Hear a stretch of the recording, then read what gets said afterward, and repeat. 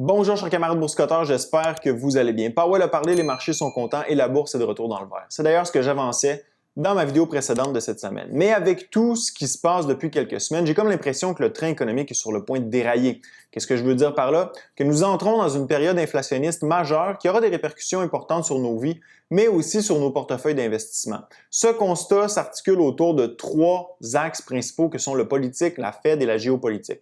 Aujourd'hui, en me basant sur le discours de l'Union de Biden, sur les propos de Powell devant le Congrès et sur les conséquences économiques de la guerre en Ukraine, je vous explique pourquoi il est fort probable que nous nous dirigions vers encore plus d'inflation et je vous explique aussi comment je m'y prends pour protéger mon portefeuille d'investissement. Hier soir, Biden a livré son premier discours sur l'état de l'Union. Comme toujours, il s'agit plus souvent qu'autrement d'un exercice d'autopromotion afin d'exposer les réalisations du gouvernement et d'une activité promotionnelle en vue des élections de mi-mandat qui auront lieu à l'automne aux États-Unis. Le discours de Biden était articulé autour de trois thèmes principaux qui ont été abordés dans l'ordre en fonction de leur importance. D'abord, l'invasion russe, où le président a affirmé que la Russie était plus isolée que jamais. Ensuite, la hausse des prix et l'économie sur lesquels je vais m'attarder dans cette vidéo. Finalement, il a parlé de la pandémie de la COVID-19 en disant que nous avons tous les outils pour se protéger, qu'il était plus justifié de porter le masque ou de fermer les écoles.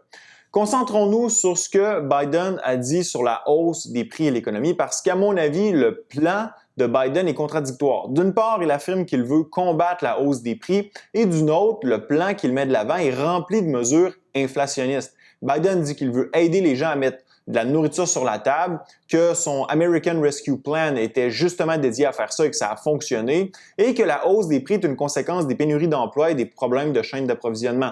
Par exemple, il cite la hausse des prix des automobiles causée par un manque de semi-conducteurs.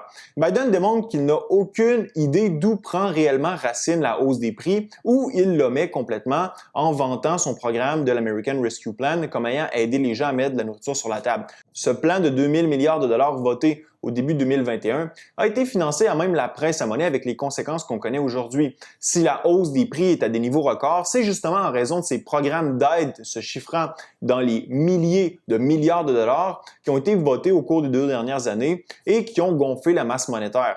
Cependant, Biden a un plan pour combattre la hausse des prix. Il propose de couper les coûts des médicaments, de couper dans les coûts de l'énergie en investissement dans les énergies vertes, de baisser le coût des véhicules électriques, de couper dans les coûts des garderies pour aider les familles, d'augmenter la construction de logements abordables, d'augmenter le salaire minimum à 15 $ de l'heure, augmenter la compétition dans l'économie et d'acheter aux États-Unis en introduisant une mesure protectionniste. Clairement, une tendance se dessine dans le plan pour combattre la hausse des prix de Joe Biden. Il implique plus de dépenses fiscales, de plus grands déficits et des coûts de production plus élevés du fait des politiques protectionnistes qu'il compte introduire. Oui, Biden affirme qu'il veut augmenter les impôts sur les entreprises et les riches dans le but de financer ses dépenses, mais lui-même avoue que cela ne réduirait le déficit que de moitié si jamais il réussit à introduire ces changements fiscaux.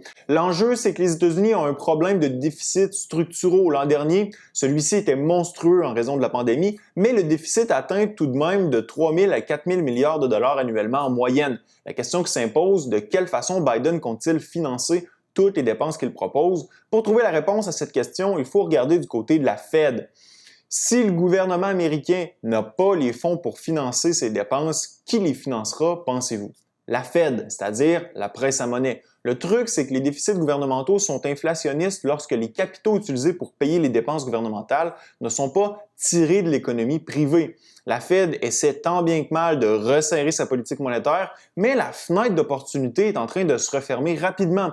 Aujourd'hui, Jérôme Powell témoignait devant le comité des finances de la Chambre des représentants et ses propos témoignent d'un adoucissement, d'un discours qui, pas plus tard que la semaine dernière, était très agressif. La Fed vient de mettre fin à son programme d'assouplissement quantitatif et parle toujours de réduire la taille de son bilan financier. Mais compte tenu du désir de dépenser du gouvernement, je ne serais pas surpris qu'on redémarre la presse à monnaie au cours des 12 à 24 prochains mois. Comme je le disais dans ma vidéo précédente, la guerre en Ukraine et les conséquences économiques inconnues de celle-ci représentent une porte de sortie pour les banques centrales.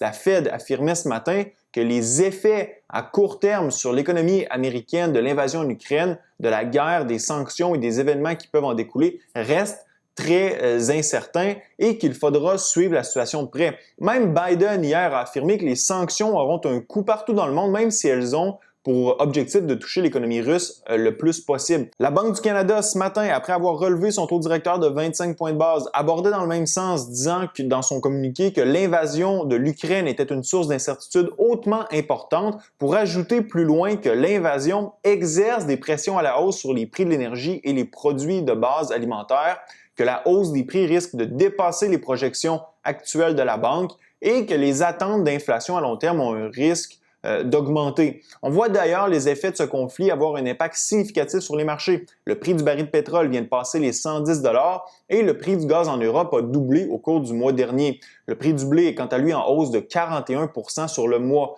Ce sont des marchandises d'une importance critique pour l'économie et la hausse massive de leur prix aura des répercussions importantes sur la mesure de la hausse des prix des États-Unis, du Canada et des autres pays d'Occident.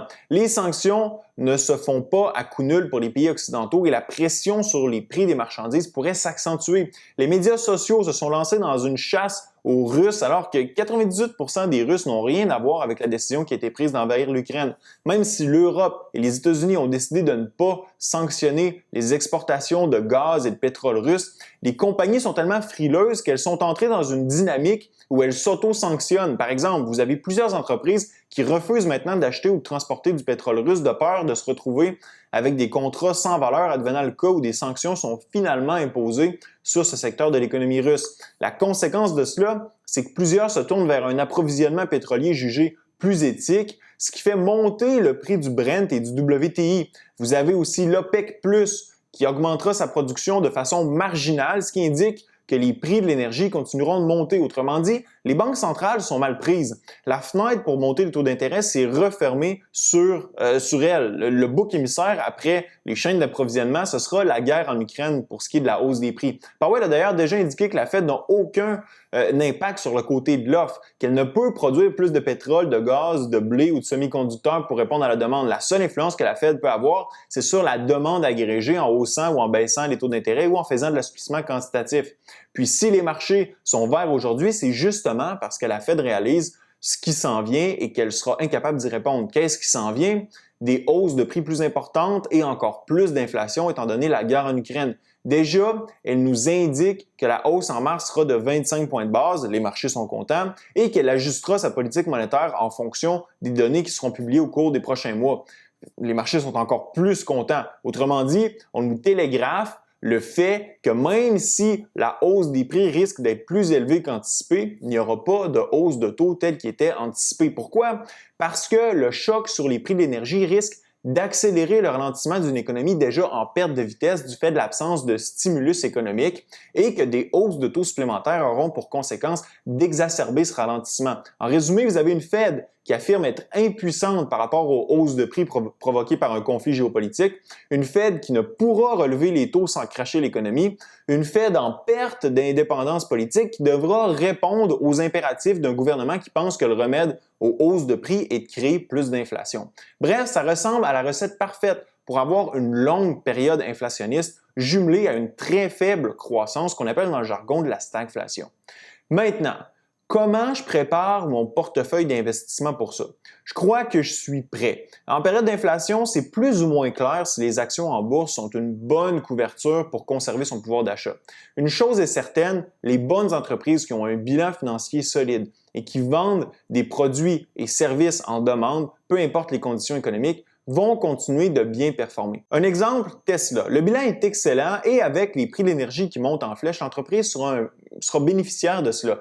Il n'y a aucun doute dans mon esprit qu'il se vendra plus de voitures électriques l'an prochain que cette année et Tesla continuera d'être le chef de file dans le secteur. Même si l'économie ralentit, les gens qui ont besoin d'une voiture et qui doivent remplacer leur voiture vont se tourner vers le futur et se débarrasser d'une vieille technologie polluante et dispendieuse. Les prix de l'énergie en hausse profitent à une entreprise comme Tesla. Autre mesure que j'ai prise pour protéger mes investissements, j'ai ajouté une protection nommée Bitcoin. Peu importe la politique monétaire qui sera introduite au cours des prochains mois, peu importe si on décide de relancer l'assouplissement quantitatif, peu importe si les prix de l'énergie explosent et que l'IPC fait de même, Bitcoin ne changera pas. Bitcoin sera toujours Bitcoin, solide comme le roc Et avec ce qui s'est passé au Canada, ce qui se passe en Ukraine et en Russie, de plus en plus de gens réalisent la valeur de cette monnaie qui est immuable, incorruptible, non censurable et hyper sécuritaire. Clairement, je crois que Bitcoin reste à découvrir pour plusieurs et que la période économique trouble qui s'amorce ouvrira les yeux de ceux qui n'y ont jusqu'à présent